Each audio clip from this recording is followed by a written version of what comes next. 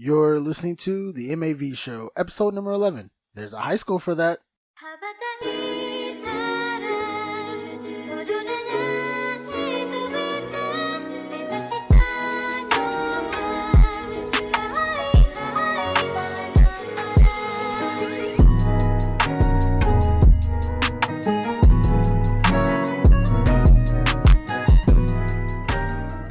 Alright, everybody, welcome back to another episode of the M.A.V show. Back again, baby. Back again. Where we talk about manga, anime, and video games. I'm your host, King Vontae, KV for short. I'm your co-host, Little Brother. What's up, little brother? Man, bro, I've been missing you. How you been? Alright. This week has been interesting, I guess. Why interesting? I didn't go to work. Why didn't you go to work? Certain situations had... Once again, we have audience in the room, so they do stuff to make me laugh. But I had certain things that come up. COVID-19 things come up, and I'm gonna leave it at that. We're infected, yo. We're infected. Oh my god. What do you mean? We're not infected. Oh my god. We're not infected. I'm gonna die. We're not infected. It's my old brother. We're not infected. But he's trying to take me out, y'all. He's trying to take me out. He's trying to take me out. We're all fine here, but I'm just saying. Oh no! Shut up. Oh my gosh! I'm gonna die. I'm gonna die. Shut up, you drama queen. Well, I'm too young to die. Are you done? Are you done? I'm done. Jesus. Yeah. Okay. Like I said, I had to take the week off work because of COVID reasons. So I quarantined myself. But I'm totally fine. I am not feeling any fevers. I'm not coughing. I don't sneeze or nothing of that. Alright, so you good. I'm perfectly healthy. So what'd you do during those? I worked out. You worked out? I worked out. Wow. My abs hurt. I don't have abs, but they hurt. Once again, audiences in the background. Once again, we're gonna definitely have a little camera in here to show everybody who we have usually sitting in on the podcast. We definitely got to get that going one day. Maybe one day. I spent some time playing the video game. Most of the time working out. Spent it with friends. I saw my dad a few more times than often. And yeah, just chilling. Okay, I feel you. What about you? My week has been, whew. That's not a good sign. That's definitely not a good sign. What does that mean? What? I stubbed my big toe. Y'all, we in a good mood today, y'all. You a goofy fool. I stubbed my big toe, but hey man, there's nothing like hitting your foot at the end, at the end of one of those tables and nightstands. For me, it was at like a metal piece on my bed. Mm-hmm. Man, that's the most excruciating pain ever. I know your bed was made out of metal. Well, yeah, it's like the metal frame. It sounds painful. It's one of those where you're just and you do a little silent yell, and you're especially. And you're just oh my god. Especially if it's in the morning, you don't want to wake up your significant other, and it's just oh my gosh, it's other than that, little brother, I've been trying to be a little bit more prepared just for the podcast, trying to figure more things out. I've been having a lot more fun on Apex, really. Really? Yeah, just I like watching certain YouTubers. Shout out to the number one who I watch, Xyerci. Dude is really a great gamer. Xyerci, my bad. Xyerci. He's really a great gamer. Loves playing Apex. Mm-hmm. For me, it's Acolyte. Honestly, if you ever watch his videos too, those two, if they were gonna go up in a match together, go against each other, I don't know who would win. I know they're both really good. Wait, who's Acolyte's main character? Pathfinder. Oh, him too? Everybody's main character is Pathfinder. Pathfinder, Lifeline. It depends on the person and how. I would say it depends on the person and if they're doing solo or team. Hmm. So I would say it would either depend on one of those two. But yeah, so, Pathfinder's borderline my main too. I mean, yeah, I really never ever use him personally. I'm more of a caustic with the Bloodhound. Me, it's a Pathfinder Mirage. Mm. But yeah, so slowly watching him. Once again, I love watching people just learn where I can improve in certain areas. I've been reading Solo Leveling all over again, which I've been trying to tell you is one of the greatest manga out.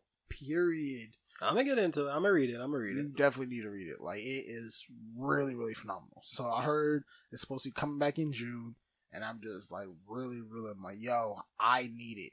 Like, so I had to go back, reread it from the beginning, and I just like, man, I know why I fell in love with this anime all over again. Was manga all over. Manhwa, because it's Manhwa. I got a question, and I know I didn't discuss it with you earlier, but I should have. But I got a question. Do you think Boruto should get respect because Naruto is great? That's like trying to give the son respect because the father did great things, and you don't. You respect the family name. Yes and no. Once again, that's on an audience member. You give him respect because of the name, but if he hasn't earned it. Okay, see, because RDC World 1 did, like, they were doing it as a joke in Anime House 4, which is dropped. Shout out to RDC World 1. But the kind of, like, joke is like, what's his name? Tanjiro from Demon Slayer, Dr. Stone, jeez, I can't remember everybody, but, like, most of the newer anime people, even dude from Tower of Gods.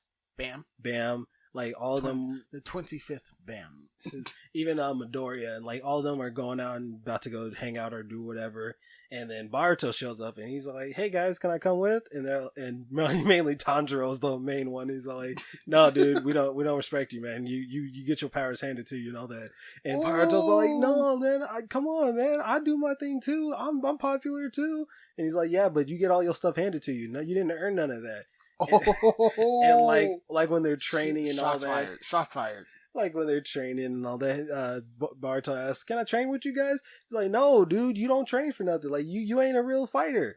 Like, once again, all your stuff is handed to you. And he's like, come on. Dr. Stone's not doing nothing. He's reading. He's training his mind. That was like the funniest thing to me. Oh my god! But and then apparently Naruto comes in and saves him all the time and saying like, "Yo, stop being mean to him. Let him come and join y'all too. He's a top tier character too." And he's like Naruto's main thing was like, "If you respect me, you should respect him too." And it's like, Naruto, look at we mess with you, but your son is just little to behold. And so let's attack it from this way. They low-key messed up Boruto, and by what I mean by when they how they messed that up is they should have followed the exact same way they did Naruto. How they had a great few-year run where like they really built Naruto as a kid. They should have built Naruto Boruto could have really been the star of it. Like I said, him. His sister as a sidekick sometimes. Sasuke and them daughter. I don't know her name. Sadara. And then like one other character. I don't know. I think it was Sai's kid who kind of like teamed up with them. Sai and Ino's kid. Oh wow. Which once again, I don't know where that even came from. Maybe I need to watch Naruto to the end again because I didn't see that. I didn't even know they even knew each other existed. Yeah, it's a little weird. But like, I felt like they really messed it up because they made him grow up too fast. So once I really started seeing more and more Boruto, I started seeing the teenage version of him. I started seeing him doing. I'm like, whoa, like y'all. And he's already got the Byakugan and all, and the nine-tailed chakra and all that. Yeah, I'm all like, so what's the strategy for this? What's the game plan? So of course, yeah, he might have a lot of different techniques too, but that's almost like saying you don't respect Sasuke because he got the Sharingan handed to him. You don't respect Neji and them because they got the Byakugan handed to him. I'm all like, no, like this is passed down family traits. You can't hate nobody. It's like saying you can't go to a teacher and learn nothing. So you can't hate on Boruto for him having passed down stuff. But what a lot of people don't respect about him is just that the way that the creators or the TV show network or whoever messed up his show. Like they just. I don't care for him because it's the way how he acts, the way how he carries himself, and how he feels that Naruto was fortunate because his parents weren't around telling him what to do. He literally, in one of the movies, he literally says, I bet dad was lucky because he didn't have his parents around. And right there, I just wanted to reach my hand through the screen and just like punch him like, you little, oh, you realize how bad Naruto wishes he had his parents? He wished, man. So, I would say this is more of like the teenage rebellion type of phase. He was a kid. Well, as kids, like they hate when their parents tell them what to do. Like everybody kind of goes to that phase. I understand it, and so as an adult, like I'm not gonna default him for that. But they did make him seem a little bit too arrogant at most times. He's just full of teenage angst. Like very much, yeah. He doesn't really like his father and I guess I get it if I'm actually breaking it down and understanding. It's because he sees his dad constantly doing this work. And he constantly just like a paper jockey. Like his dad is just doing nothing but sitting up in the Hokage room, just basically doing paperwork. And he has no time to spend with his family. Like that's the part that he sees from his dad. He doesn't realize what his dad had to work for to get to where he is. I understand that Baruto is just seeing his dad from a window, like from outside. And he doesn't realize all the things that go under to him being Hokage, to him having to protect the entire village. But it just goes so deep that he doesn't even want to be a Hokage like his dad. He wants to be a guardian, I guess, like Sasuke is. And it's weird because Sadara, Sasuke's daughter, wants to be the Hokage like Naruto. And so this is where it's almost like where Sadara doesn't have her dad because her dad's always gone, and so she's almost like growing up how Naruto used to be. And then with Boruto, he's kind of seeing how like I got my parents, but he's never there, and it's because of his job. So of course he doesn't want to be Hokage because he's seeing that he doesn't have time to do anything else but sign paper all day. And so like once again, you can. When you really take a step back and look at it, you can see everybody's motivations and why that they hate, fear, or act the way they act. And apparently he hasn't seen Naruto go full out yet. Like, he hasn't seen... I guess he's heard of stories, like, dude, your father has done this and that and the other. He has used the Kurama, the nine-tailed beast, to save everybody and this and that. But I don't believe he's actually, like, seen his dad full chakra'd out Kurama. So... yeah, like, once again, I really haven't seen too much Boruto just because of, like, I don't feel like he resonates really to me at all. But... done with me. I do not like Boruto. Yeah. I don't. But once again, he just really doesn't respect his dad. And for whatever other reason, I think this is almost like a character flaw that they could have probably did more with. Like, I'm not saying it was bad writing it the way that they have, but... I'm not sure. Once again, this is probably because I haven't really been much into the show. Hopefully that they're doing more with it. Like either Naruto can either come back or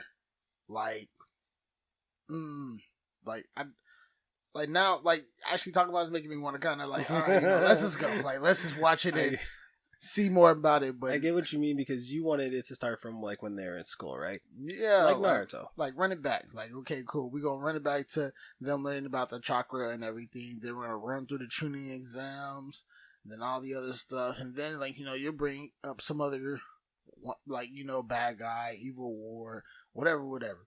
That's what I'm looking forward to. It all starts off at that school though, and it kind of segues into our subject for today. There's a school for ninjas. There's always a high school for it. Just seems like it in every anime. So crazy part is, what we were noticing is just that there's always a high school for anything in any anime. Pretty much. And so whether it's like a shonen or shoujo, to go further from that, where it's action, romance, horror, or like whatever, it's always centered around high school students. A lot of it is like that. I think Japan has a thing for high schoolers, like not like in that sense, but I feel like they have a thing for like they want their kids to be just awesome, or they just see like the youth always being like top tier and overpowered. I mean, I can also understand that it's everything that is written for is geared towards, like for shonen is geared towards teenage boys, and shoujo is geared towards, girls and women. And so, like, I understand that.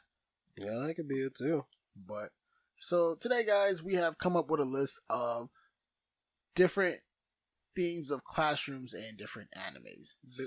So basically, if the subject is you want to be the top wizard, there's a school for that. If you want to be the top attorney, there's a school for that. If you want to be, I don't know, the best idol school girl there's a high school for that. There's a high school for that?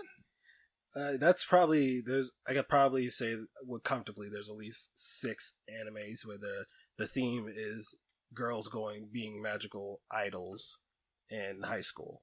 Wow. There's even one where they mix them with being zombies.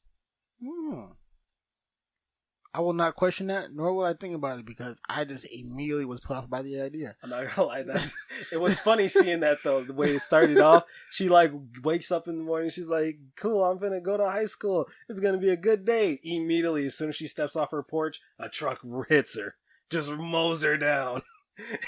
Shout out to Truck-kun, takes another life out of nowhere. Yo, Truck-kun be put in that work. Truck-kun be getting people. You don't watch out for him, he gon' pop. Truck-kun got more bodies on his list than Krillin. Yo. Oh my gosh. Wow. Why you gonna do that, boy? Oh my god. Why you gotta do Krillin like that? Yo, I like Krillin, but we're not even going. That's a whole podcast for later. That's my god, that's something for later. All right, you guys. So we're gonna do our honorable mentions first. So we chose certain ones, top 5s. Well, I wouldn't say top 5s. Just 5 that we've picked for like different themes, but we definitely have a long list of honorable mentions. So go ahead, little brother, and shout them out. So I'm gonna kind of like mow through this quick because I ended up doing a big list without even trying.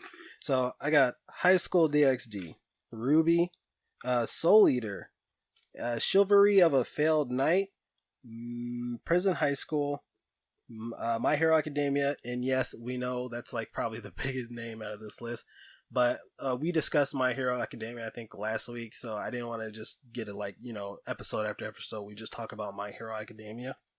But noted, it's a high school that has an academy for heroes. So basically, it's a high school for heroes. Magi Grandson, Kenichi, Rama and a half, Rama one half. Shout out to the audience. Kagegiri. I actually talked about that was it 2 weeks ago? The gambling anime. Oh my gosh, Kagegiri, yo! Once again, go watch it on Netflix if you haven't seen it, or Hulu. Infinite Stratus, Food Wars, probably one of my favorite out of this list. I love Food Wars. Like, I love it. Probably didn't have it up there, but I remember you talking about it before. Exactly. Armed Girls, Miscellavians. It's a hard one. It's alright. Go ahead. That one is just about a dude comes to high school and he ends up fighting a bunch of chicks.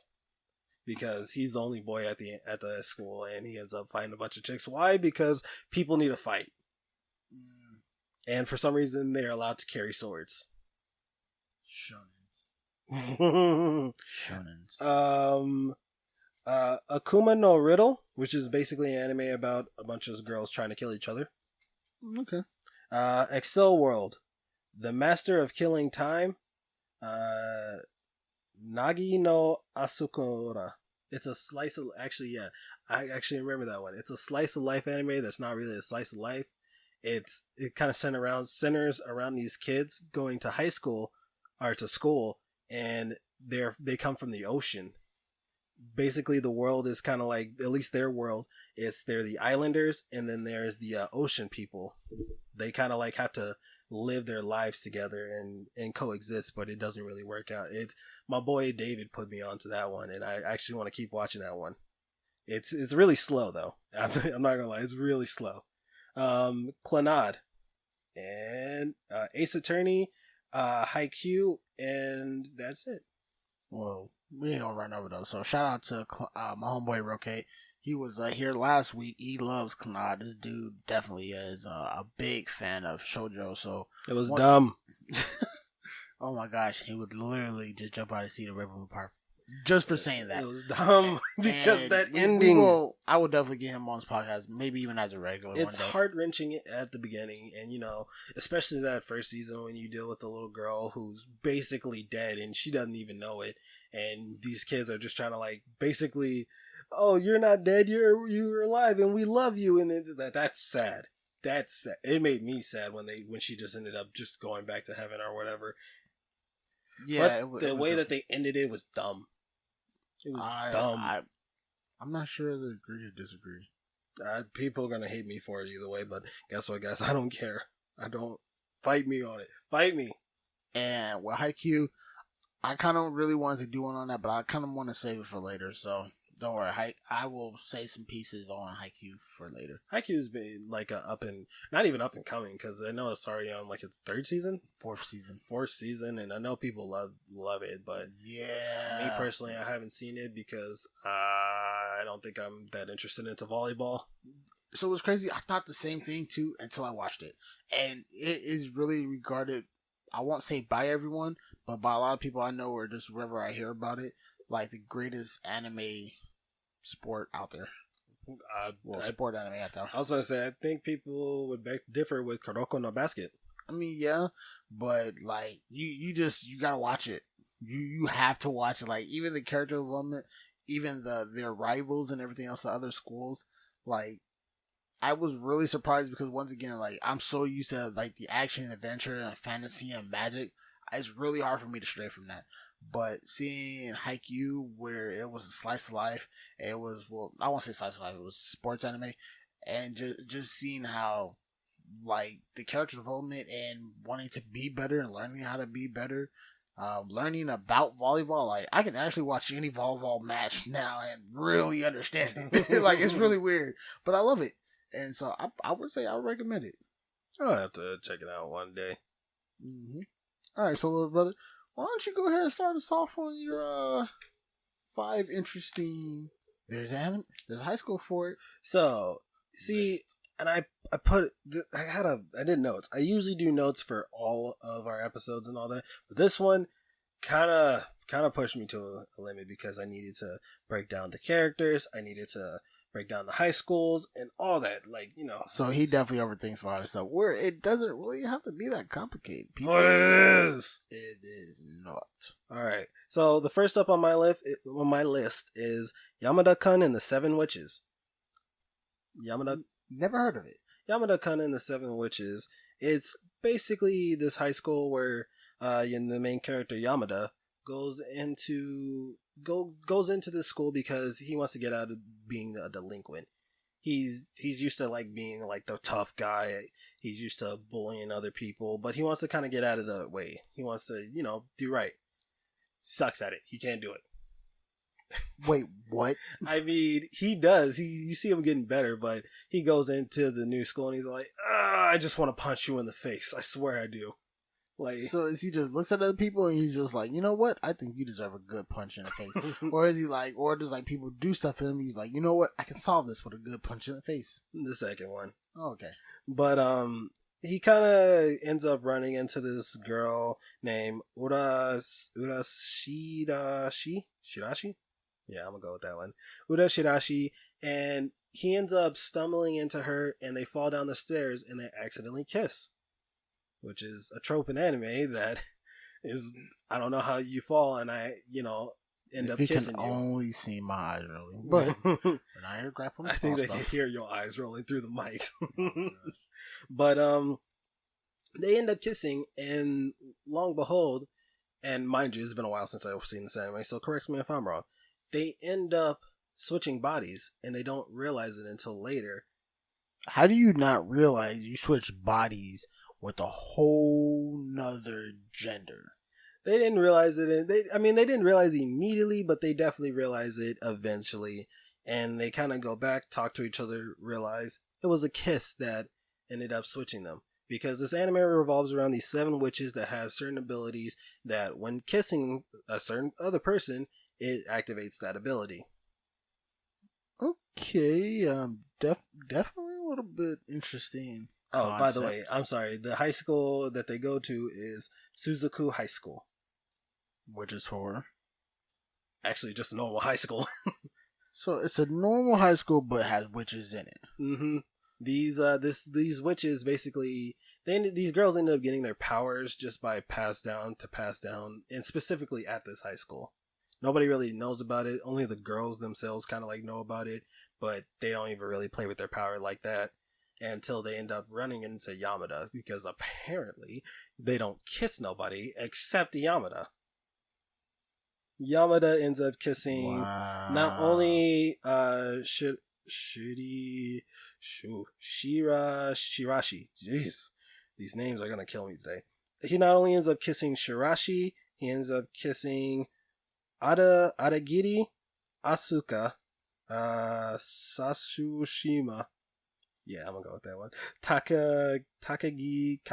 Takagirawa. Yeah, Asuka, Sananji, and Rika. No, sorry, Sananji and Rika are the same person. But all these girls have different powers. So one of them has the power to charm, which is the power to basically anyone she kisses, they fall in love with her and they do whatever she says. One girl has the power of the telepathy, one of premonitions, she can end up seeing the future. One girl, retrospective, she ends up seeing the past of somebody, usually a traumatic past event that happened to somebody. One girl goes invisible, which this one I didn't understand, and I don't know why this would be your power. She is able to become invisible to the person she kissed. So not even like just I have to kiss somebody, then I'm invisible to everyone. Just I become invisible to the person that I kiss. Really weird. Which I guess it's good in a assassin situation. I guess you can make that like she's sneaking around, a guy sees her, she hurries up, grabs him, kiss him, and then I'm gone. Like no. I don't see it. This is a 100% useless power. And then Rika's probably like the most OP out of all of them because she has two powers. She has the power of amnesia, so the person that she kisses will basically forget about her. Okay. And then she has the power to detect anybody around, any of the other 7 witches that are around her. I mean, the second one is a little bit. Amnesia Boy is also kind of, but it's mainly like they didn't want to get together or something like that. So I don't know. The anime kind of explains it a lot better, but it was very useful for her because she needed to know where the other witches were, and it just kind of works itself out. But the kind of the lore of it is, if you were to get these 7 witches together, you would be able to grant any wish that your heart desires. I mean, so does he make a wish at the end for anything? No. Does anybody make a wish? No. But all of them eventually do get together. Yeah. Yeah. But nobody gets a wish? I mean, once again, it's been a while since I've seen it, so I'm probably maybe missing a step, but for what I've seen, no. I don't even think I think they got the 1 season and it didn't finish. Like they left it on a cliffhanger.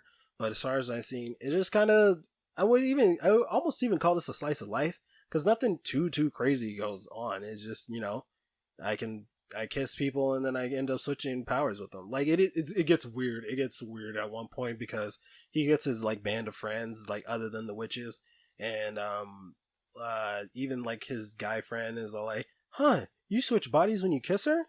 Well, what happens when you kiss me?" And it's like, bro, get back. They actually end up forcing him down, and he actually force kisses him. And dude is all like, "Dude, why the heck would you do that?" And he's like, "Huh, I guess nothing happens." Wow. Like, bro. Like, yo, I'd be like, yo, first off, run the hands. Run them hands. I would agree. Run the hands. How 2, dare you. we're social distancing. I don't need you that close to me. And then 3, I'm like, why would you think something special would happen if I kissed you? If I'm telling you something special happened if she kissed me. But no, you want to put your lips on me, which is making me think you're suspect from now on. I'm like, well, you've been probably trying to hide this all along. So so what are you really about? We need to really go over here and have a conversation. But honestly, I watched this a while ago and I enjoyed it. It was a lighthearted, fun anime. You know, nothing like from my usual of action shonen type of anime. It was a very nice like slow down midpoint. It was nothing, like I said, nothing too major was going on, and it was kind of funny. Like I said, that whole situation with him and his friends that he has to go through just to figure out how these powers work between these 7 girls. It's very interesting to see, and it's very kind of like fun and lighthearted. Okay, I feel you on that. All right, so Yamada-kun and the 7 witches, people. all right. So I'm going to go ahead and shoot off a little bit next. So mine's, I would have to say, my first one would be Assassination Classroom. Yeah, we've talked about this before. Yes, we have. They're normal high school kids, and they are normal high school kids, but they're kind of on the slower, gets in trouble a lot type of school type of kids. But there's a twist. They have to assassinate their teacher. See, and this is I feel like where the anime kind of picked up all its hype from. It just, first of all, their teacher is weird looking. Yeah, so the teacher being an octopus, alien, man, weird tentacle monster thing. Exactly, and when you first kind of look at it, just being like it definitely kind of like, okay, sure, let me check this out. But what's kind of crazy is all these students are supposed to kill the teacher. That's the whole point of this anime. And so, with the teacher being Kurono Sensei and the main student being Nagisa Shiota, you see the whole introspective of what this anime was really supposed to be about. And the reason why I really picked this one is because, once again, it's really the teacher trying to be a good teacher to the students. You see him actively trying to engage his students, not only make them better students while learning, but actually make them better people. Yeah, most definitely. But like I said, he also has to be like, he also is pretty serious about like, hey, I will. Well, he doesn't really say it until like the end. But he's like, yo, I will explode and take half the planet with me. So I need you guys to kind of, me off. Mm-hmm. And even at the end, when all the students had to hold the teacher down, and Nagisa had to kind of do the teacher in, it was really heartfelt in the end. That was really sad. It really was.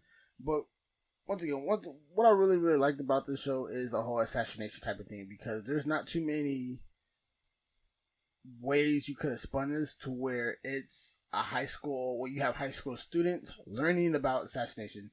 Now, I do remember another honorable mention. I think we were called Punzer Girls, something like that, where a whole bunch of guys is training young girls to be assassons. I have no help from the audience. That's what I say. I've never even heard of this one. Yeah, I'm gonna have to look it up or something. I thought you were talking about Panzer Girls. Yeah, Panzer Girls. With the tanks and all that. No, it was like these little girls who were being trained, and they used to walk around with gentlemen and. Sorry, I'm trying to stay away from the little girl stuff. Lollies in a full effect. Terrible. Yes, they are. But yeah, like they were supposed to be trained to kill people and everything else. And I'm just saying, this is a different concept to where you don't really get to see it played out a lot or being able to be worked in, because it's like, how do you put in assassination or trying to kill somebody with high school students or even trying to teach them? It's a different, weird kind of concept, and it's hard to really put together. But they really did a great job with it. So Korono, it's just the fact that Korono Sensei threatened to blow up the whole entire planet, so you're dealing with that. But he has, like, I will blow up the planet unless you can get these high school students to kill me within that time. And it's like, whoa, what the heck? Like, that's a weird arrangement that you got going on. And him being the teacher teaching these kids on, just how to kill, it's definitely an original anime, and I've never heard of something going like that. Me neither. That's one of the reasons why I definitely enjoyed it. So Assassination Classroom would be yours. Assassination Classroom. And like I said, we talked about that before, and it was pretty cool. Yes? I got an honorable mention. What's that? GTO, Grand Teacher Onizuka. I think I've heard of that. Grand Teacher Onizuka? Yeah. Never heard of it. We'll talk about that later. We'll be in our honorable mentions. So, if I'm going to pick it up from where you are, I'm going to go into Sefer of the Inn. And the Japanese name is kind of hard for me to pronounce either, so I'm not even going to get into it. That is okay. That is 100% okay. And this one kind of is like a yes and a no high school, because at some point they do take place in a high school where they're learning on how to defeat vampires and such, but they kind of like really drift off from the high school and just leave it as a whole. But in fact, like, all their trainees and all their recruits come from this school. Okay, keep going. So Sefer of the Inn really is, it takes place in Japan, and this whole a virus basically got set off onto the earth. And it was said that it was a man-made virus, but to me, I think the vampires made it. But anyways, it kills off pretty much the whole population unless you're 13 years of age and younger. So how does a virus kill 13 years and younger, and like 14 years and older? Yeah, it's 14 years of older. Basically, it was meant to kill off all the adults and pretty much anybody who could put up a fight. Them being 13 years and younger, they're very easy to herd like cattle. Definitely makes sense. You sold me. And like the vampires are the ones who come and take over. Basically, they're herding, like I said, herding these children. And I guess 13, you could still be called a child. They're herding these children all to basically be blood banks. And they don't just straight up kill them off. They don't just straight up just suck all the blood out of them. They kind of very organized about it. They have all these bunkers that they put them in, and basically all these orphanages. They call it orphanages, but they're basically just huts where all these random kids basically meet up with each other and say, kind of look at themselves as a family just because they got nobody else. So, and the main character, Yukiro Hakuya. See, I was so confident earlier. Hayakuya. Let's call me Yuichiro for now. I think actually his nickname in the anime is Yu. That's very confusing though. You. No. It's you. No. See? You, And see, no, and Black Clover, the side character is Yuno. So yeah, you know, like, no, that's too confusing. So I'm going to call him Yuichiro. So the main character is Yuichiro, and he's with his family, his like orphanage family that's made up of like himself, his brother, and like these other little kids that are around. I think there's like 7 of them in total.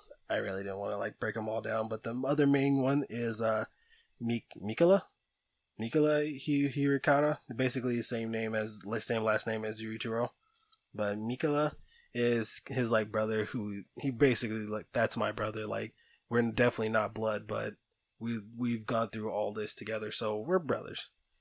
So these kids and his little group are basically planning to start talking amongst each other and saying, we need to get out of here one day. We need to break out of this vampire herding camp. So they make a plan, and it goes south. It goes terribly wrong. By him, he is the only one who escapes, but that's only because Mikola sacrificed himself so he can escape. But before that, all his other younger brothers and sisters get brutally murdered by the vampires. That is definitely dark, hard to swallow too. Really? And basically, they just put it like, this is your punishment for trying to leave. And there's this vampire queen who kind of personally takes on the punishment of Mikola. And you kind of notice, or you get further into the anime and you realize Mikola is still alive. Mikola has just been turned into a vampire. And so from there, does he have to go up against his sister or Brother? his brother? Yeah, Mikola is a bro. Mikola is a boy. Why does he have a girl name though? I don't know.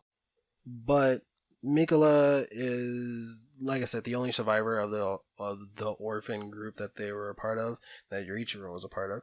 But Yurichiro kind of escapes to the outside of this bunker or cave, what you can call it, and he meets up with a man named Guren. Guren Ichinose? But everybody calls him Guren. Guren is like a general in this Imperial Demon Army, and that's kind of like where he brings Yurichiro to the second Shibuya High School, the Japanese Imperial Army. So he has to figure out. So he's learning from this guy, but does he have to eventually go up against his sister since she's now a Brother? Brother. I'm sorry. It's the name that always gets me. It's the name. But does he eventually have to go up against his brother for all this now? In a way, I remember at the end of I guess you could call it the first season, he kind of ends up, and let me go over this portion so you can kind of get the hold of the second portion. So the Imperial Army basically trains these young people into becoming vampire slayers, but no normal weapon can actually kill a vampire. So you have to be able to train yourself to use weapons, to eventually be able to, I guess, have the willpower to accept a contract from a demon. A demon gets embedded into your weapon, thus being able to kill a vampire. And this is where you got seriously, I wouldn't say confusing, but okay, this is where the story really turns. Because Yurichiro wasn't supposed to get a demon. He kind of like told everybody, I will be able to take on this demon. So I think he ended up breaking a couple of rules and going down to where basically they have a basement full of these like, let's call them demon spots, where they just have like, I guess like little podiums where you can talk to demons and have them go into your weapon. And I guess the willpower is the biggest thing, because if you can't basically pass the demon's test, the demon will take over your body. And so Yurichiro, I guess, almost ended up being he almost got his body taken over by the demon Asuramadu, somewhere around that.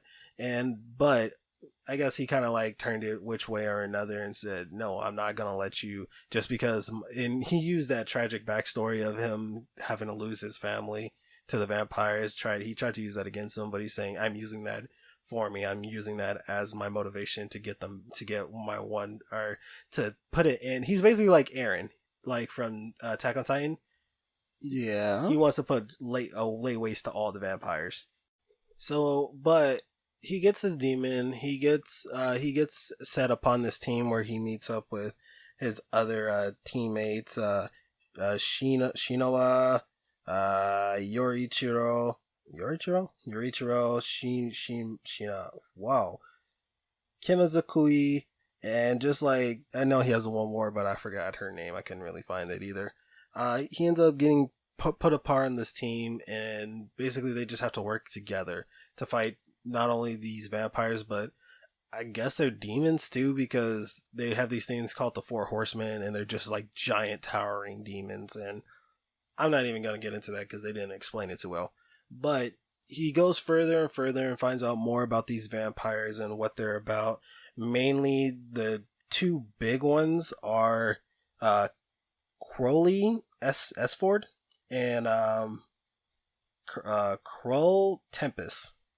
Krull Tempest is basically the queen of the vampires, and Crowley is like a head general of all the vampires, who ends up eventually taking over as he basically, what is it called? An uprising? A revolt? Basically, he betrays the vampire queen to become the new vampire king, per se. But he ends up finding more. Yurichiro finds more about what the vampires are, and one day he ends up running into Mikula, his brother from the orphanage, he thought he was dead this whole time, and he kind of realizes, oh, he's been turned into a vampire. And they don't really, I don't want to say they really go up against each other as much as I believe Yurichiro lost control and his mind breaks, and the demon kind of like takes over a good portion of him. And he kind of gets like a little power up demon form, and you get further and further into the anime, and you see Mikula. He just hates all humans. He distrusts them. I don't know how you go from, the vampires were the ones who killed my family, but I hate all humans. But I mean, so you gotta also remember he's being probably like brainwashed and everything else right now too. nope, Not being brainwashed? nope, Not being guided or misdirected? nope. He has all his memories from when he was a kid. They are not manipulating him in some way other than do this so we won't kill every human that you used to like, which is only his brother. Yeah, so he is being manipulated into, hey, if you don't do this, we're gonna kill the only person who you love. But at that, they would have to go through the entire Imperial Demon Army, which is not going to happen. But Mikula and Yurichiro kind of go back and forth. They see each other. I don't want to say they cross blades as so much as Mikula tells Yurichiro, come and be with me because the humans are traitors. And Yurichiro saying, no, they're not. They're my friends and you are my brother. So please come with us. They kind of go back and forth between that, and the story furthers goes on, but it's a big web. Definitely sounds like it. Definitely sounds like it. But it was definitely just an interesting high school situation, just because I found it cool because, you have vampires, you have the humans vampires, but humans can't just straight up take out vampires unless it's like the old school stake to the heart. So what else do? You bring demons upon it, and demons. So it's like a three person situation: demon, vampires, humans. And I think that's what sounds more interesting than anything else with this is the whole demons, vampires, and humans part. Just where you kind of see. So, do the demons actually have any other type of play in this? Yes, I would say mainly because they're conscious. They know, that they're working with humans, but it's like probably the most interesting one is Gurren's demon, I guess. So Gurren is like once again the guy who took Yurichiro on to be a part of this whole group. His demon is a girl that is Shinoa's sister. So her sister, I guess, ended up turning into the demon, and Gurren is using that said demon. And like I said, that's probably one of the most interesting ones. Yurichiro's is interesting just because he talks with him a lot, and the demon that Yurichiro's using really wants him to let go and become, just full demon. But Yurichiro's kind of resisting. As he resists, you kind of see him progress, and you see that demon form kind of burst out. I guess you could compare him to Asta from Black Clover. If you haven't seen it, yeah. If you ever see just like even a picture of Asta's like devil form, it kind of looks like Yurichiro, but like on both sides. Asta has this weird half devil side, half human side. So what I've seen from little stuff, even about Asta. So are you talking about like when he has like black hands and like a black horn or something? Yeah. Or Yurichiro, his looks a little bit more decent, if I could say that. He has this weird, like I said, he has a horn on the side of his head and just one wing, as to where Yurichiro has a full, he looks like a full demon. Okay. So Yurichiro is like a full demon, and then what about his best friend? Because I know they're it was almost like a whole little rival thing, and his friend was supposed to look like an angel or something. Nah, now you're thinking of once again Black Clover. Has like a spirit side what makes him kind of look like an angel. Yurichiro's brother just is straight up devil. He's literally the Twilight, not devil. Did I say devil? I meant vampire. He literally is like the Twilight version vampires almost, except he actually drinks blood and he's actually powerful. Oh, but does he glitter in the sun? You know what? Oddly enough, he does not glitter in the sun. I would never ever be able to get over that about that. Like, vampires do not just sparkle in the sun. Like, I lost all my respect just after that one scene. I was like, well, time to turn this stuff off then. And it was so annoying. But in general, guys, that's Sephiroth of the End to me and through my eyes. And yeah, Sephiroth of the End. Okay, cool. I'll take the route from here. Cool. My second one would be, drummer please. Angel Beats. Hey, we all love Angel Beats, don't we? I mean, so it's... That's a no. That was a very sarcastic no.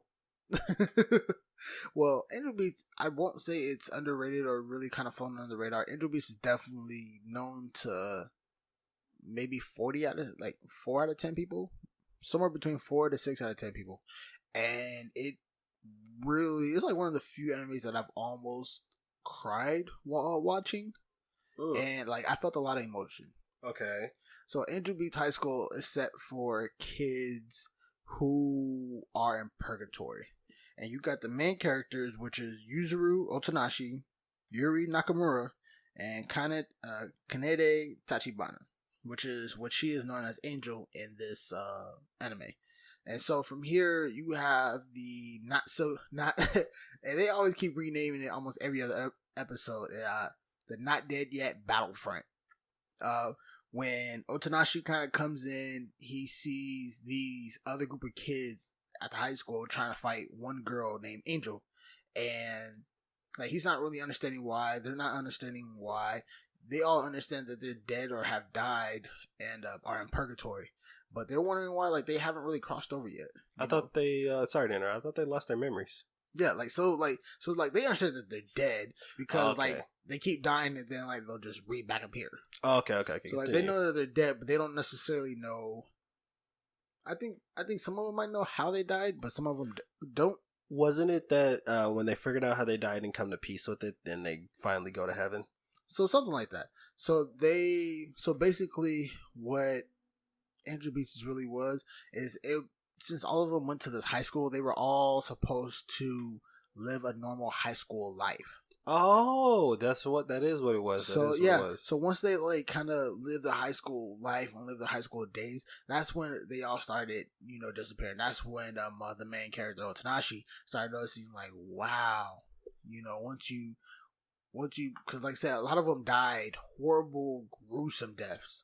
Like the main character Yuri, she died while somebody was breaking in a house and had killed her little sister, and she was like 7 years old. Jesus, man, that's gruesome. Yeah, and so like the burglar killed her sister and killed her and stuff, and so. Warning: this is not a happy-go-lucky anime. This is a sad anime. I mean, parts of it is sad, but then again, like it was really, really heartfelt to learn about everybody, and you even learned about the main character, how he died trying to save somebody's life, and once again, like it's. This space is purgatory was created for the kids to have, a normal life. And once they kind of see that's what they're supposed to do, they stop fighting Angel because Angel was supposed to help them do that. Right, they were going against her for the longest. Yeah, so they was fighting against her because they didn't know what else to do. And it's just something bad about human nature, just to automatically start fighting. But to see them kind of switch up and then kind of like understand everything, it was really, really like kind of crazy and amazing. And then at the end, I don't want to spoil the end just in case like somebody out there who hasn't seen it and definitely wants to get into it, like the ending was so heartfelt and like I said, it really almost brought me to tears on how it ended. Like I would definitely say for an anime to come up with the idea of a purgatory for kids who didn't get a chance to live a normal everyday life was spot on. High five. I definitely give it a across the board. And for those to look forward to, if you're a fan of those saucy type of openers, Angel Beats is like a top 10 sauce opener. Oh my gosh, yes, like one of the best openers. Like, yeah, definitely my top 10 easily. Dude, I had that as a ringtone for the longest time. Like all through high school, I had that as my ringtone. Really? Yeah. It's not piano, bro. I love the piano. I love the piano. And my boy, once again, shout outs to Antonio. My boy is really gonna love this that you put that on his on your list because he's a avid fan of Angel Beats. Really? Avid. I think this is like his one, if not his favorite anime, that's at least his top 3 favorite animes. Oh wow! Hey man, you got some good taste, Antonio. I see, bro. I see. Mm-hmm. All right, so you want me to go ahead and take over? Yeah. Because okay, so my next up on my list would have to be Blue Exorcist. Blue Exorcist. Yep. Go. Wait, what? I thought you loved Blue Exorcist. I liked Blue Exorcist. It was like the first couple episodes had me like, okay, but I'm gonna let you tell the story, then I will chime in. So, Blue Exorcist revolves around our main character Ren Okumura and his twin brother Yukiro. And the story really kind of revolves around these two and them being part human, part devil. Now, are both of them part devil, or is it like... Technically, they are both part devil, but Ren, and mind you, this is not just any devil. This is the devil, Satan himself. Okay, and so they are his kids. They are straight up the Satan's kids, yes. Damn. And it's not the fact that it's a question of it, because they are both his kids, but Ren inherited most of his demon power, his devil powers and such. He inherited the pointy ears, the sharp fangs, and, the average, the tail, and, the ungodly blue hellfire that you could just spawn at any time. Oh, yeah. And so what was his twin brother left with? His twin brother was left with, the good looks, the charm, the height, the talented mind and brain. Wow. It is. So it's not like he didn't get anything. I mean, he's like, yo, I'm not going to give you no powers, but I will make you smart. You'll get all the good looks. Smart. Cool. Not even cool, because this dude's a nerd. This dude is an avid nerd. Avid nerd, but I bet you still wouldn't want to get in a fight with him, though. You know what? Yeah. He be shooting. He said, forget the guns, forget the swords, forget, the martial arts technique. I'll just shoot you. I straight up will just end you, dog. But to go back to it, and it kind of revolves around these two being orphans. Their mother died I would say, almost at a young age, or she lived for a little bit, but then ended up dying. So they were left on this pastor's doorstep, or priest's doorstep, and he took them in as his own as they were kids. And as time goes on, he raises them to be very model citizens, very bright young men, but Ren's still struggling and such. And one day, the Satan kind of comes back for his kid, or at one point, or a gateway kind of opened up for him. And then Ren, the father priest, and his name was Shiro, he ended up trying to seal the devil back into hell, which he was doing, but one thing led to another, and he kind of slipped and he was dying. Ren took this opportunity. He found a sword, or the other priests led him to the sword that basically would contain his power, or kind of like Thor's hammer. It kind of helps him control the lightning. Mm-hmm. Ren's sword helps him control his devil's hellfire and all that. And unfortunately, he does get the devil. He kicks the devil out of the church that they're in, or dispel him back to hell. But unfortunately, their dad dies. That was low key sad, and I really wanted to stop watching at the end of it. I felt like this whole first episode was like a mini movie. Just to kind of even see that, I was like, well, I'm done. I feel satisfied. That whole thing in itself, that was awesome. It really was. But as he goes on, Yukio kind of reveals to his twin brother, that he's not the first to find out that devils are a thing. There's a whole academy built off of training people to slay demons and devils and ghosts and ghouls. And Ren's just another new student upon this high school. And as the anime goes on, you learn that, or you see that Ren's trying to control his powers to fully use this sword to its full potential, and he ends up getting a teacher named Kirigakura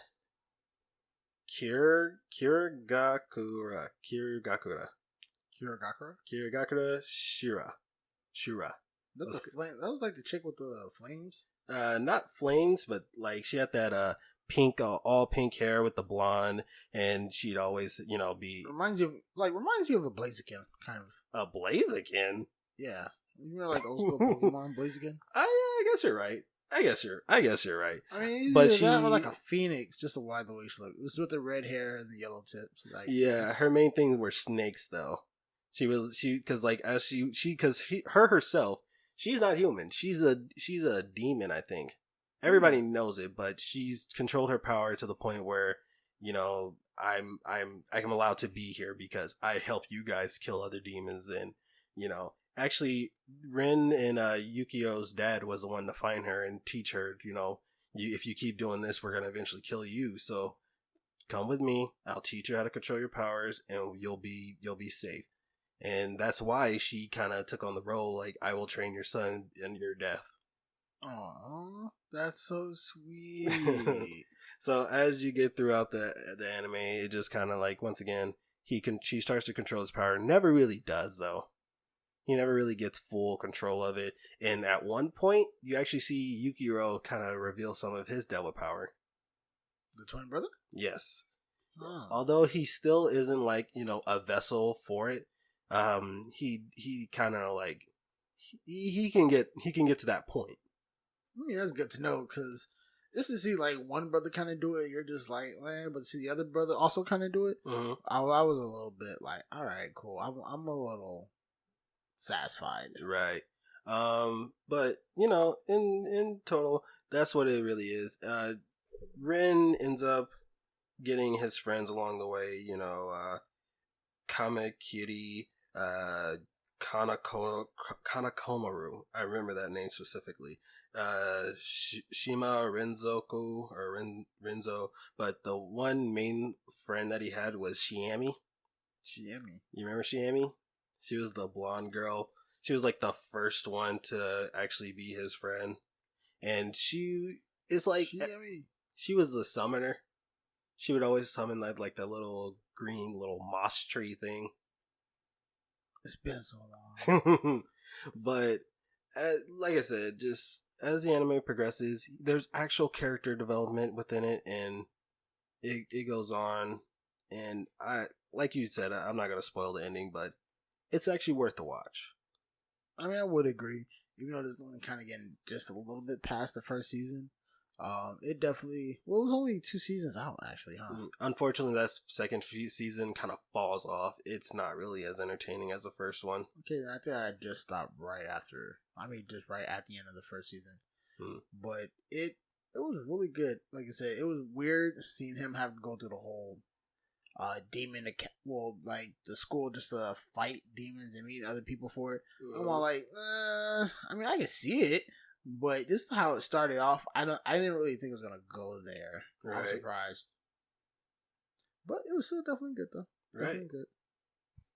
So, all right, toss that back to you. All right, from here, I won't really need a round of applause for this next one. This is definitely a really, really old school one.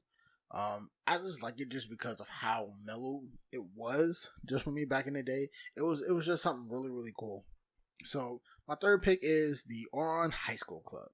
That I always see pictures, small little videos of this, and never seen it. Yeah, so this is definitely a big anime trope type of one. Like I really see it as one. So, all right.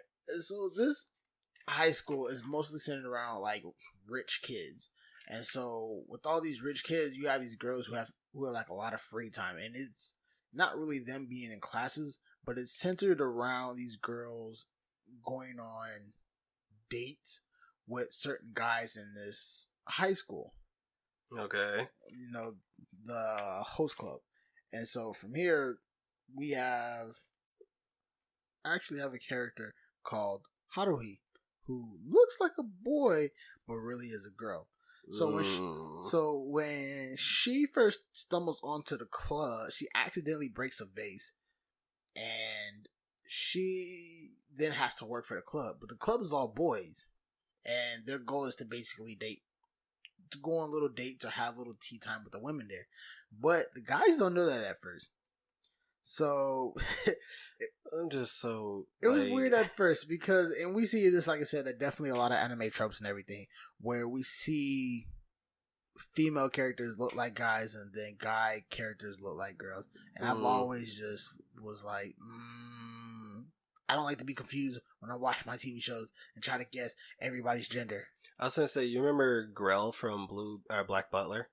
Grell? The chainsaw dude that was in love with Sebastian. Yeah. But he, like I said, once again, he was a little, you kind of knew, but it was still a little weird. You knew when he started talking. Like, at first, I saw him and I was like, you look like a chick, but when I hear you, you sound like a dude. He did look like a dude too as well, but like it was, you was on the fence for the first like minute or so. I remember I had a friend in high school who was like, she dyed her hair red because of him, and she was just like, "That's my favorite character." I was like, "Really? That is that whole entire series? that guy? Really? Okay, says a lot about you, but okay. No judgment, no judgment. But so for these guys, so as the show progresses, and this is like through the first episode, each person starts to see that he is a she. The Haruhi is actually a girl. So it starts off with Honey Senpai. So he's like the cute little mascot in the series. Wait, what? Run that back. Honey Senpai? Yes, he's called Honey Senpai. Honey Senpai. Oh, wow. Okay. Yeah, and he's like a little boy that's actually in a school. So remember, this is a school for rich kids. Probably rating anywhere from so-and-so age to so-and-so age. Okay. Once again, is it a all boys school or all girls? So boys and girls? Yep, boys and girls. Okay. And so Honey Senpai is like the cute little mascot kid, and then he has his cousin Mori Senpai, who also plays like the cool silent type. And so everybody in the club also kind of plays like a certain type of person, you know, because they want to appeal to all the girls' desires in a way. You know, they want to appeal like, so do you want a cute type, the bad boy, you know, the mysterious type, the outgoing one. Yeah. And so the next one, you have the twins, Kaora and Hiharu. Like his name is like, when you say the name together, it's like really different. So it's Kaora, and Hikaru. Yeah, Hikaru. No, it's Hikaru. There you go, Hikaru. It's so weird. So Hikaru are these two twins, and like right when they first meet Haruhi, like she's the only person who could ever really tell them apart. And it's crazy because this anime does have like a lot of character development. And you actually see, real quick side note, like one of the twins actually tried to develop his own personality instead of just being a lookalike with his brother. Okay. And then, so the next person, which is Kyoya Senpai, he's like the finance guy in the group. He's the one with the glasses. Yeah, he's the one with the glasses. He's the one with the glasses. They always have to have glasses. So he's a smart intellectual type. And then you got the leader and the creator of the Ouran High School Club, Tamaki. He's the outgoing, funny one, the lovable guy. He's the one that girls all type of love and everything. He's the one with the blonde hair. Of course. Yeah. And so what I actually kind of really liked about this anime or high school club, it was really funny. And it's definitely a shoujo, you know, which is geared towards girls. But I really enjoyed it. I really enjoyed, like I said, the character development, just seeing different characters kind of grow. You see that Haruhi didn't really mind or didn't really care whether that they thought she was a guy or a girl. Just she was like, just judge me based on who I am, my personality. Okay, mind you, I'm looking at this for the first time, like picture wise. I've never seen this anime. I'm looking at it. That's a boy. So when you actually, even in the first episode, like they kind of go over and she's like, oh, I have gum in my hair. So that's why my hair is cut really short. And they actually kind of show you a before and after picture of like how she looks up before. With long hair, she does look like a girl. But when they literally just cut part of it off, like she looks like a guy. Okay. And then even like the voice actor, even for like the English dub, it sounds like a girl with maybe like a raspy voice a little bit. and you like, oh, okay. I mean, sounds like a middle-aged woman a little bit, but I'm like, it kind of matches. So, Okay.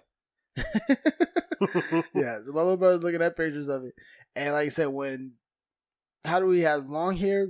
Definitely looks like a girl. Short hair looks like a guy. Okay. Okay. Yeah. So from there, like I said, I just love it. How many seasons did it get? I think 1 or 2 seasons. It was really good. Like it's a shoujo favorite. Like it's one of the top shoujo animes out there, and if you love it, like it's just loved by everybody. Okay. Okay.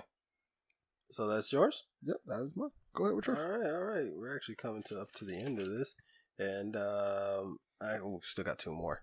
So, so Your mine, number 4. my number 4 is Danganronpa. Oh my gosh! I ain't gonna lie, y'all. This one was a head spin, like a headache, low key. Just trying to keep up with some of this stuff. It wasn't really difficult, but it was definitely like a lot of plot twist here. Enjoyable, but a lot of plot twist.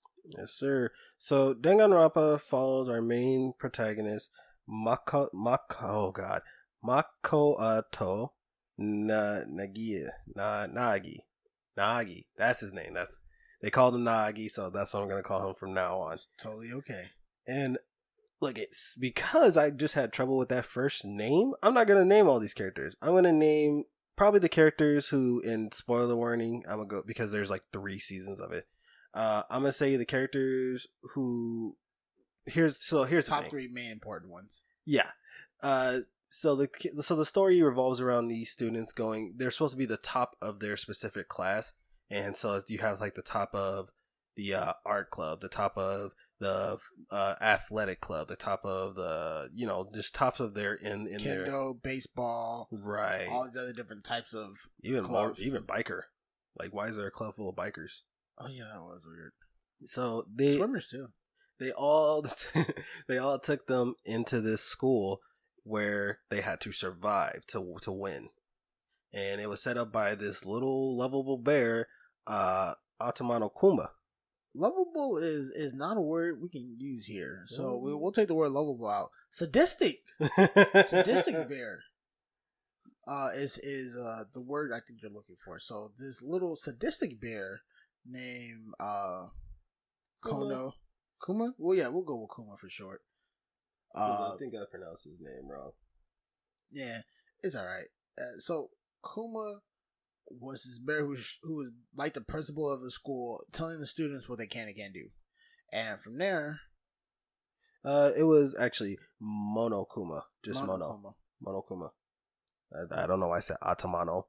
I don't know where I got it from, but don't judge me. So, and Monokuma set up this basically high school, and it was like a deserted high school, and it was a huge high school too, just for these about like 12 students. 12 to 14, somewhere around there. And he basically showed them the outside world. Basically, the world is destroyed. You can't even call it apocalyptic because it's just like, other than these few kids, I didn't see any other human. Yeah, it was just all these kids. You didn't see no adults or anybody else. No. And he told them, all right, kids, we're going to play a game. And the game is Last Man Standing Wins. And basically he set them, the name of the game, or the game was to kill off every other student while getting away with it. So they really turned it into like a mystery anime. Yeah, it was like a thriller, mystery, almost horror. No, definitely horror. Kids were being killed here. Okay, violently, actually, pretty violently. This was kids killing kids. High schoolers killing high schoolers. Definitely more of a twisted type of anime. I would say you would. It wasn't necessarily really gruesome is when you seen it, because like they blurred most of the stuff out, like they black and whited. No, they pinked out all the blood. All the blood was pink. Oh yeah, huh? It's like different colors. Weird. It was like pink or something. But then like when you see the culprit kind of get punished. Oh yeah, they went through these trials. Like, first of all, the kids would have to go on to, like, that's another part of the game aspect, was when they hear that a kid is dead, they would have like I think like 48 hours to go over the body. Mind you, there would be a straight up body left behind, and they would have to play cops and robbers, basically just go over it, play detective, search the scene, see what fingerprints have been there or whatever, see what they left behind, what was the murder weapon, and then they would have all that time go into this like underground court system, I guess, that was really like a round table, if you would, and they would slowly start picking off people and saying who they thought would did it or who they would just it was like a whole like courtroom situation. Yeah, and so I think that was kind of like a very interesting aspect of it. But once again, like the way that after they were caught and they were punished and judged, and the unique way that they were killed was definitely something you'd be like, wow, okay, whew, that was definitely a little bit and I'm harsh. I'm trying to remember. So the one I just remember off the bat, I think it was the baseball major kid got killed, and they found out it was the motorcycle guy who did it. And to relate to the baseball kid, you killed him, and his favorite thing was baseball. So we're gonna kill you with a bat machine or a baseball machine. If you go to batting cages, they have the ball flinger things that would throw the ball at you. They would have one of those, and it would just kept like shooting at him, but like on full automatic and just like one after another until he died. Yeah, once again, not for the faint of heart. Yes. And so I'm gonna roll back to it. So the main characters that really survived this whole thing, it was only supposed to be one, but by the end of it, you have like 5 survivors, and it was Naegi, Toragimi, Fukawa, Hakayo. Oh Jesus, that's hard. And Yashina. So Toragimi was probably like, I guess, a other main character. Really, it was this other girl named Kita. What was it? Kita girl. Kita girl. Kita girl. Kita Gito. Kita Gato. Kita Kyoko. Kirigi. Kitty. Oh, okay, that makes more sense. Yeah, but she was kind of like the other main character because she was on Naegi's side for the most part of it, and she was like really she was almost the Batman of the whole situation. She knew, like, she could break down a situation because that was her thing. That was just, I think she was, I thought it was Nagi who was really breaking down everything and figuring everything out. He was, but that's because he kind of got pushed to the point. Like, if she wasn't going to solve it, he would have to like pull out all the stops just to figure out something. And mind you, it's not like they wanted to kill each other. Like, they were so against it to begin with. Those who tried to walk out, though, like, there was the one girl in the beginning, she got murked. And I'm not gonna, yeah, she got murked off. There's like a little, yeah, like, she thought it was a game at the beginning. And we're not gonna try to give up the plot twist because, once again, just in case you guys are interested in it, is because that's what drives this anime, is the nonstop mystery, is the nonstop what's gonna happen next. Yeah. But I think that's a great place to leave it off of. Like, go ahead and watch it. Danganronpa. There's about 3 seasons to it, and if you're really that interested into it, there's a game for it. There's a game for it? I think it started off as a game. I might be totally wrong about that, but there's definitely a game for it. I've seen people kind of play it. Berlizzi is probably like the main one that I've seen play it. Oh wow! Yeah, shouts out to Berlizzi. But yeah, Danganronpa, definitely an intense show. Definitely a bit of a gruesome show, and it's interesting. It's hella cool. It is.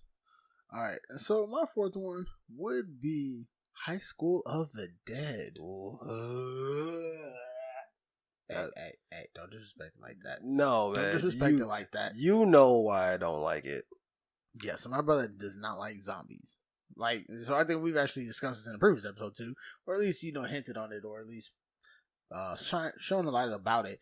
All the brother just doesn't do zombies. For his own reasons, I ain't gonna put him out there like that.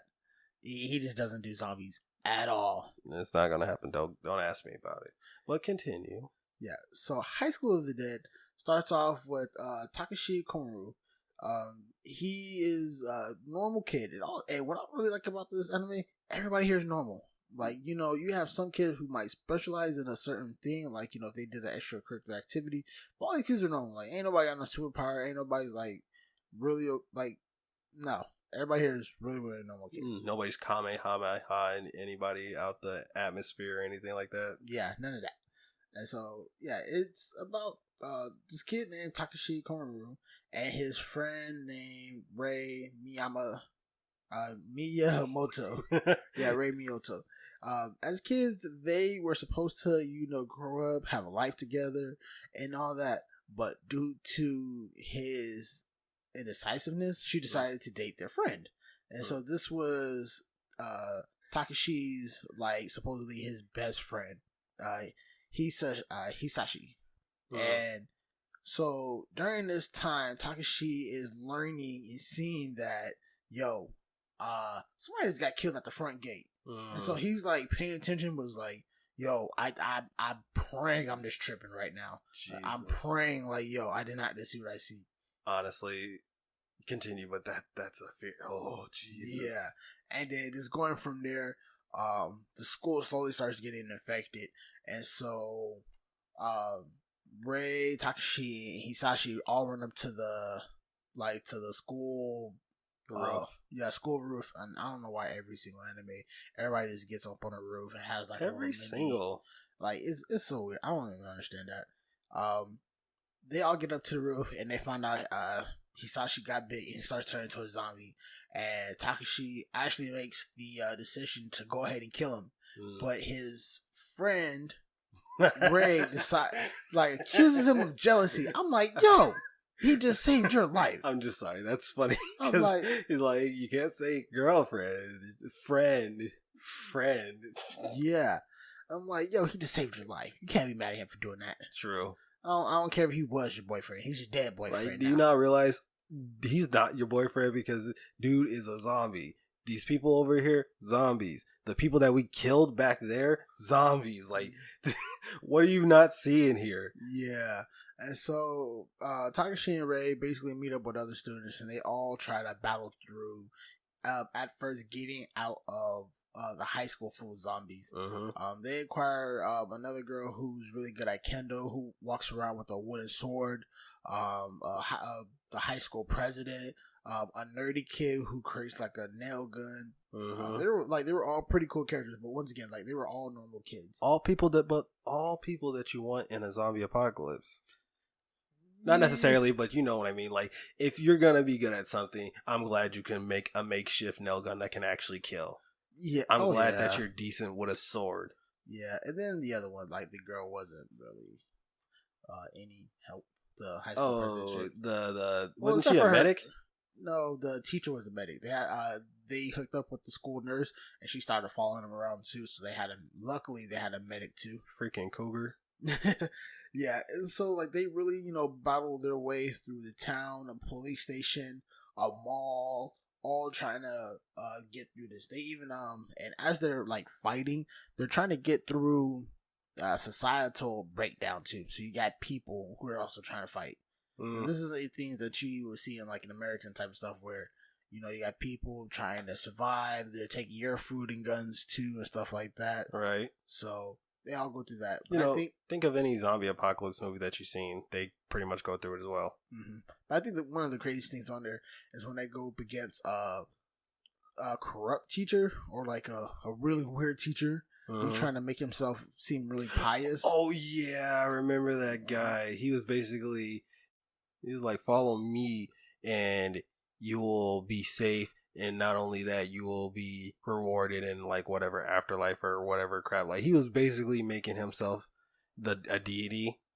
A little bit like that. He was creating like a following, and so like he had like a cult following. He basically got other students like trying to believe in his like favorite, like in everything he was trying to preach about a little bit. So they also had to go up against this obstacle too as well, and so. It was really crazy just to see like high school students kind of go through a zombie apocalypse, and one of the few animes that I've seen do zombies, because between the Chinese and the Japanese culture, since they have so much respect for for the dead and loved ones. Like they don't do zombies. Like they can't really see their loved ones coming back as zombies trying to kill them. You know, like I say, it is due because they have so much respect for the dead, for their loved ones. Like they don't do it at all. So like I said, I was like, okay, I like this. I like how y'all branching out just to see and do other things. Koichi Shido. I think that was the guy that we were talking about. Yeah, that was him. Like I said, he was a weird teacher and everything.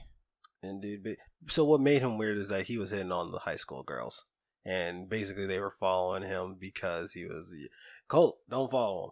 Don't follow cults. Yeah, he had guys and girls in this little cult file. He had like a group of students. Right. But go ahead, little brother. What is your last one up? All right. And I know we kind of flew by. We're trying to get through these kind of quick. My last one shall be Another. Another? And I don't mean like, not another anime, but the anime Another. Tell me all about it. So, Another is, you ever see that movie Final Destination? Yes, it was oddly weird that since like a few people escaped from death, Death was like, hey, I just want to let y'all know, just because y'all might have missed me, I'm coming back for y'all one by one. So Another is basically a Final Destination anime, or anime Final Destination. It's like they're like one of the same. So Another follows the main character. Another Koichi Sakaka. Oh God, Sakaibara.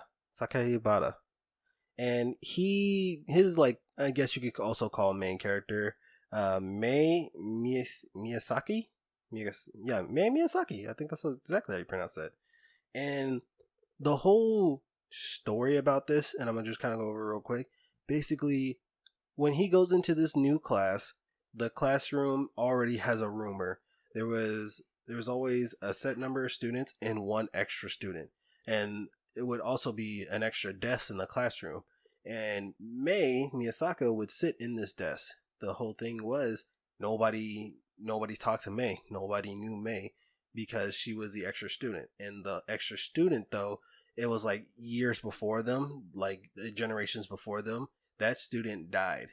And every time the years would go on, anybody who would kind of like interact with this dead student or its ghost per se, they would end up dying. Like more kids would die in the classroom, more kids, like it would just kind of be a list of death.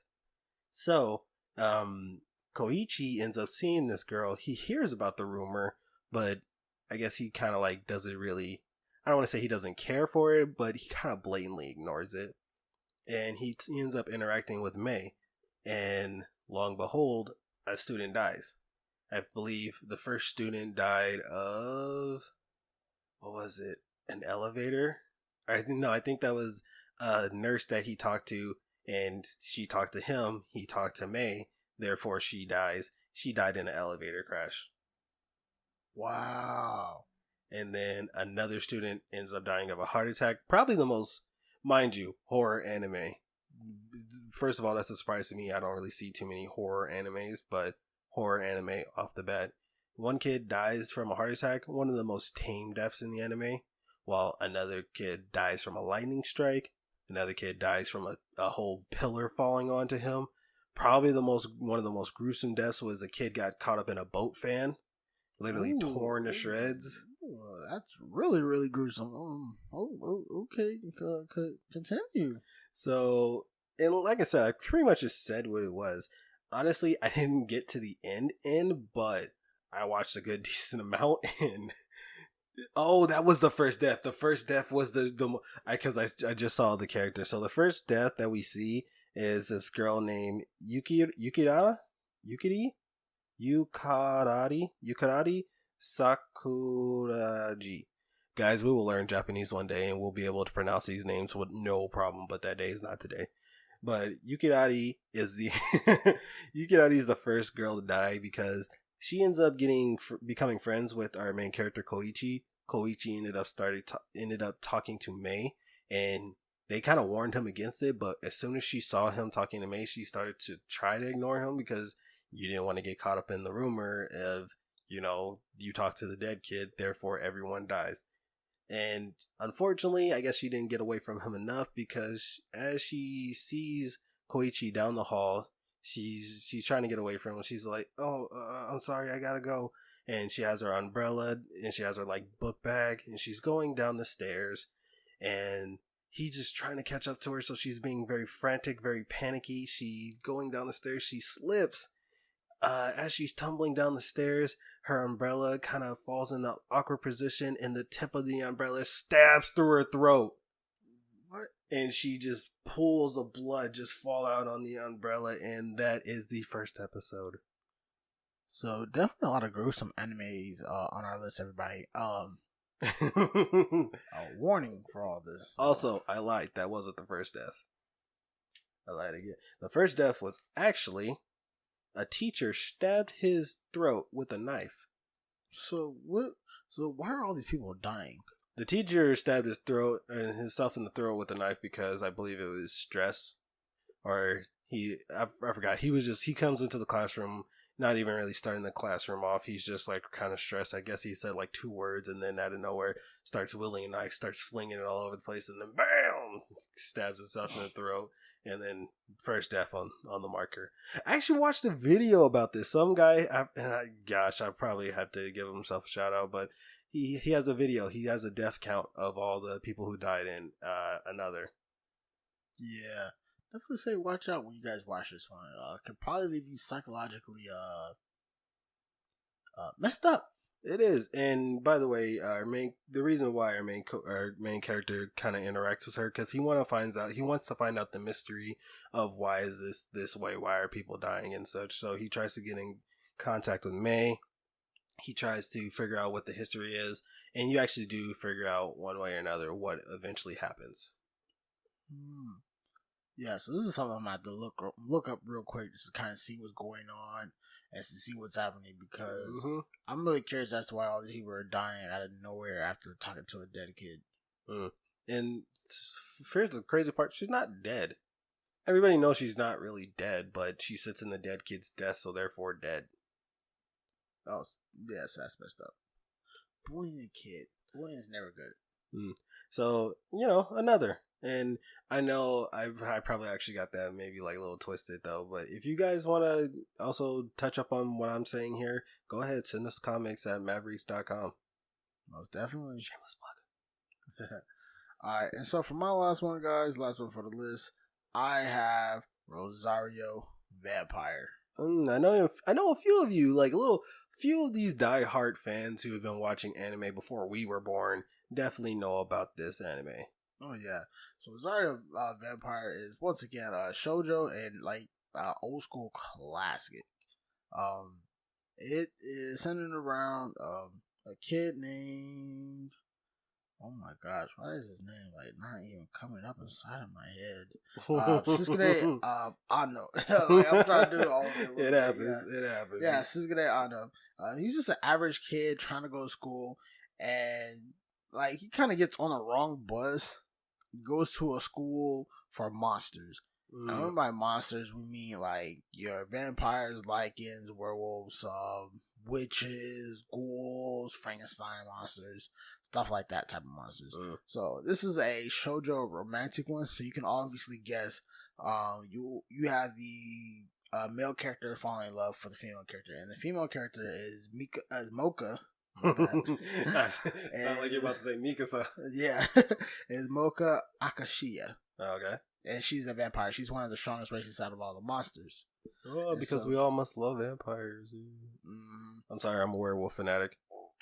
And from there, he basically tries to fly under the radar while not trying to get figured out that he's a normal kid in a high school full of monsters. And so he also kind of develops a harem because he has. So first off, he gets Mocha. He gets Succubus, a ice witch. That's right. A regular witch, and I think that's it. Or probably one more, but I can't think of it. Yeah. So remember, 3 or more, it's a harem. Or 4 or more. To me, it's 4 or more. Did he get 4? Yes. Of course, you Mikasa, got 4. the Ice Witch, Regular Witch, and the Succubus. Like, So, and yeah, it's I'm Arrow. pulling up pictures as we go. He has a little, yeah, and lollies. I'm never gonna be okay with lollies. Oh yeah, so it's it's definitely one of those weird ones. And during this whole series, you have other monsters finding out that he is human. They're trying to find him, and you have his female harem trying to come and rescue him. Okay. It's really They gotta rescue him. yeah, because remember he has no power really to fight anybody. True. He does drink Mocha's blood, or gets like a few drops of him, and he turns kind of like part vampire Oh wow. for like quick seconds and kind of fights. Okay. But other than that, like he doesn't really. He's a human. Yeah, he's a human. So like, bro, you need saving. Just accept it and keep going on about your day. He wasn't supposed to be at that school in the first place, right? Not even a little bit. I think wasn't it his dad kind of sent him there because he wanted his son to get into an academy or whatever, and Yeah, because his son had like bad grades or whatever, and Uh-huh. so like he basically just kind of got on the wrong school bus that teleported him to or brought him to the Monster High School. Isn't that crazy? That parent, sorry, Dad, you're not getting Parent of the Year. Yeah, kind of killed her. You almost I won't say you could have killed your kid with this mistake. Definitely could have killed your kid with this mistake. And it looks like there's about 2 seasons of it. Yeah, it's supposed to be a third season. I'm not sure if it ever dropped though. But it definitely doesn't leave no cliffhangers if I am for certain. But once again, check it out. Like it was just a cool another shoujo one, romantic one about the regular guy falls for girl, guy has like a harem, falls for girl, and that was about it. I pulled up a picture, so now he's distracted. It's apparently they're all. It's don't worry about it. If you want to watch this anime, go ahead and just take a look at it. And remind you, it is an older anime, probably set in the 1990s. No, I think it's like early 2000s. Really? Yeah, but remember, so like me and you are like nearing 30. Mm-hmm. On the other, we're nearing that other half. So 20 years ago for us is like when we were like 8 and 10. Oh, So yeah, the age is like 7 and 10 now. That's 20 years ago. All right, but yo, that was our high schools. Yeah, definitely a good list. Hope you guys enjoyed the list. And remember, there's always a high school for that. There's always a high school for that.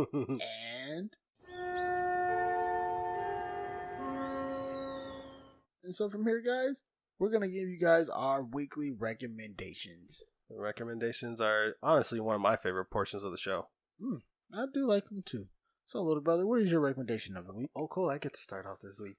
So, like Rosario Vampire, it's an older anime. This was set in about was it the 90s? I think it was the 90s. Mm-hmm. Yeah. Mine is with one of the most sauciest anime openers I've ever heard in my life. Yu Hakusho. Yu Hakusho is main character is Yusuke Urameshi, and he is a normal student, high school student, just going about his everyday life, being a high school student. He's a bit of a delinquent at that. And one day when he's walking on the street, he sees a boy. I guess he was crossing the street. He was, the big one-wheelers or big four-wheeler things that you used to drive as a kid. He's out there pedaling in the street, and a truck is coming. Truck-kun was about to take another... Actually, Truck-kun did take another life. Truck-kun takes Yusuke's life because Yusuke hurries up and dodge in front of the car, pushing the kid out of the way. But unfortunately, Yusuke dies in the process. So Truck-kun's been putting in work for almost 30 years plus. That's what you're telling me? So I be thinking, I'm like, yo, I'm just barely noticing Truck-kun's been out here just killing people left and right. But you tell me he's been doing this for 30 years? This dude's been putting in work for 30 years? Killing people, just been making random appearances. Just like, hey, yo, I got another job. Somebody else needs to be hit. Somebody else ain't paying attention. When they cross on the road, I'm about to take them smooth out. Truck-kun been putting in work since 1990, whatever. But Yusuke unfortunately dies to Truck-kun, and he kind of notices that the kid, like he's walking and he's seeing everybody just kind of react, and he's wondering like, yeah, don't worry about it, I saved the kid. And then he looks down on the ground, he sees himself, and he's starting to realize, oh no, I'm dead. and he doesn't really like freak out, but he's just kind of like getting his bearings. He's kind of like realizing, okay, I'm a spirit. Okay, where do I go from here? So I guess you can call him a god or sort of some sort, but he ends up getting recruited by a man named Koenma. Koenma is kind of like the leader of this, I guess you could call them police force, but they're called spirit detectives. And spirit detectives pretty much protect Earth from demons and such. I'm not even gonna call them ghosts or ghouls or anything like that. Everybody's pretty much demons, and the spirit detectives kind of is like that wall that like that keeps people safe pretty much. Okay. And so when he dies and he becomes a spirit detective, what happens from there? So he ends up, trying to even figure out what a spirit detective is really, and not just a lot of just like, well, what am I supposed to do? But it's like he ends up learning techniques like that no person's supposed to learn. Like his biggest technique probably is spirit gun. Spirit gun is pretty much taking the natural energy, almost like if you watch Dragon Ball Z Spirit Bomb. Instead of is just focusing all of your energy into one point, and he uses this, he puts his hand in the shape of a gun and he fires it like a spirit gun. There's really no way else to put that.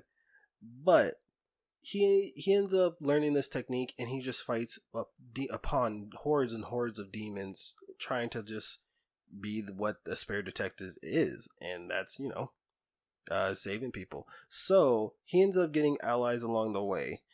But first, he ends up fighting enemies along the way. Enemies being as a demon, an A-class demon named Hiei, and another A-class demon called Yoko Kurama. And he ends up actually fighting them and kind of turning them to his side. They end up becoming like I don't want to say good friends or best friends, but they're like Vegetas. Rivals but friends. Yes. And so, what I also kind of like is this is when back in the '90s where you actually seen like males, fight other males and become friends, and it's not just a whole harem, Thank you, thing going on. Thank So, you. Like you don't really see even in nowadays you don't see a lot of male, companions. Just fully like, and we're not trying to be like, oh, we must have all guy cast going on. It's just we're tired of, Shield Hero goes into a whole new world with four other dudes, and he ends up breaking apart and finding a whole group of women to be by his side. It's like, yeah, and not even being cool with the dudes. Like it, I understand that's a storyline for it, but a lot of new stuff these days have just a main character, just a guy, being surrounded by women. yeah. But I really like how the old school, even with Dragon Ball Z, it was a group of guys fighting together, and or like even after they beat, or even like when Goku beat Vegeta, like they became friends and cool and started fighting together. You don't see that too much anymore, or ever. Right. So, and he also ends up getting the assistance of his another rival slash friend, Kurabara. Kuzuma Kurabara. That's his name? Kuzuma? Everybody just calls him Kurabara though. His calling him Kurabara is just fine. But he ends up getting these friends, and they end up fighting these hordes and hordes of demons together.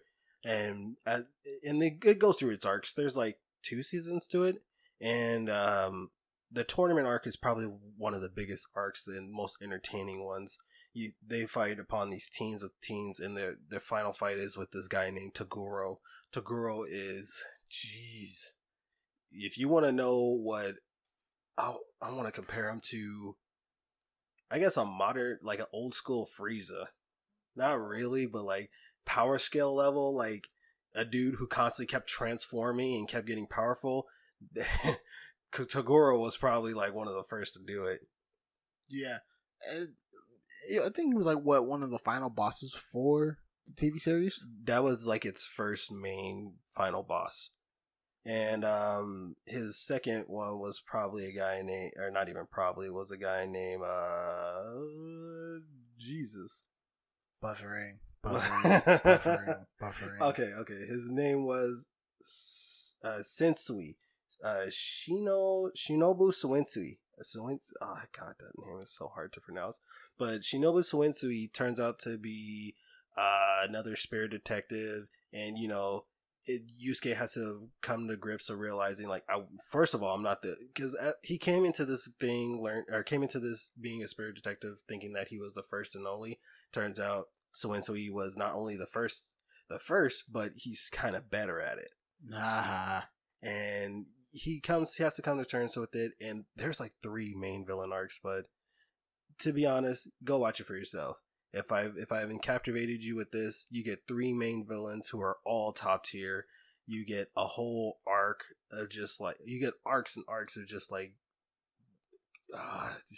I'm stumbling over words because I actually truly like this. I ended up rewatching it not too long ago, and like I said, there's about 2 seasons of it, and all of them past like 25 episodes. So go get yourselves a good old school watch. Mind you, once again, that opener is just so saucy. Yeah, definitely watch it. It was definitely one of the greatest old school animes out there, especially for the 90s coming out. And for mine, I have an manga, definitely old school one. Since we're kind of doing a lot of old school ones, it had an original run of 2001 to 2006, so it has like a good 15-year run. I'm talking about The King of Hell. I think I remember you telling me about this. Yeah, because I've been trying to get you into it for like forever. But in the beginning of The King of Hell, it focuses on Maju's work as an envoy for spirits to the next world and his various other roles as a servant for the King of Hell. As the storyline develops, we learn of Maju's past life in which he was a legendary swordsman and martial artist. Because of his past life, Maju, upon his death, was sent to a special realm in the next world. This next world was known as Morim of the Next World. It was really weird.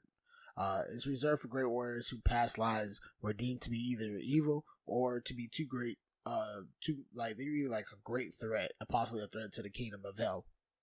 Upon his arrival there, Maj was challenged by like 50 other people and just beat him without.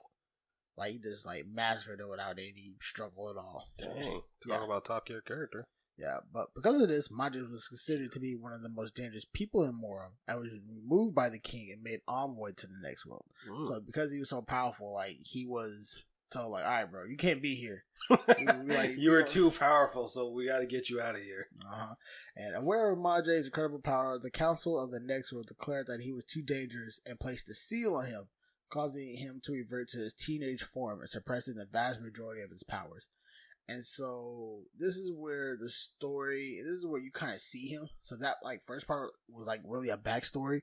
And so this is where you kind of see Maju. You see him in his teenage form. You definitely get flashbacks of him in his adult form and how powerful he is. But you mostly, like, during the manga, you see him in his teenage form.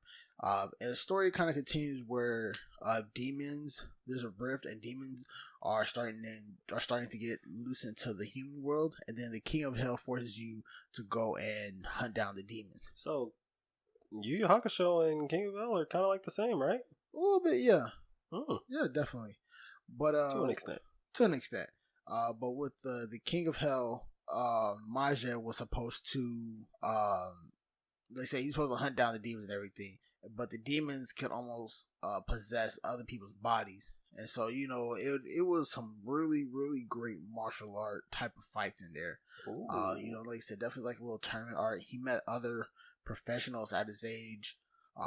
And then, even when he was getting close to lose, the seal in his body would break, and he would go back to his full human form of where he was an adult and he was a super martial artist. Like, it was one of the coolest fighting mangas back when I was a kid. Come and find out, since it was made in Korean, I guess it's manhwa. I still gotta actually like get deep into that and find out what a manhwa. I mean, I know you told us, yeah. Yeah, it's just basically anime made in Korea. Yeah, I really gotta dive down and deep into that. I gotta check it out for myself. So it's like your favorite God of High School as a manhwa. I love God of High School. Can't wait for that anime to come out. Coming out soon too on Crunchyroll. Everybody, y'all should definitely be watching out for that. Tower of God got one. Can we finally get it? I just really want to see Piece that. by piece, little brother, piece by piece. But to wrap it up, he was this mama was really really great, especially just for his time. Told a great story. It had great characters in there. Definitely character development. You see the main character Maje go from a cocky bastard to okay, he stays a cocky bastard, but like he becomes more humble and he starts to make friends.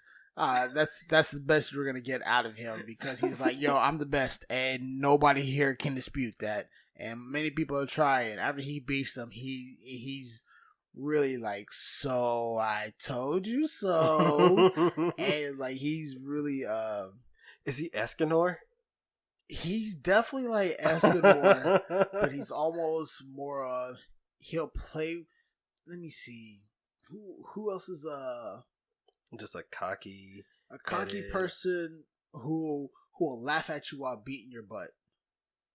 Escanor. Like Escanor doesn't Escanor's really- the first one that comes to my head. Yeah, but I'm trying to think of like any more characters. Is it anything like Overlord? Not Overlord.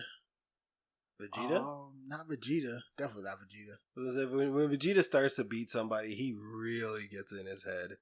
Yeah, but no, like I say, he's like he just knows so much that he's better than everybody around him. He just plays with them so much.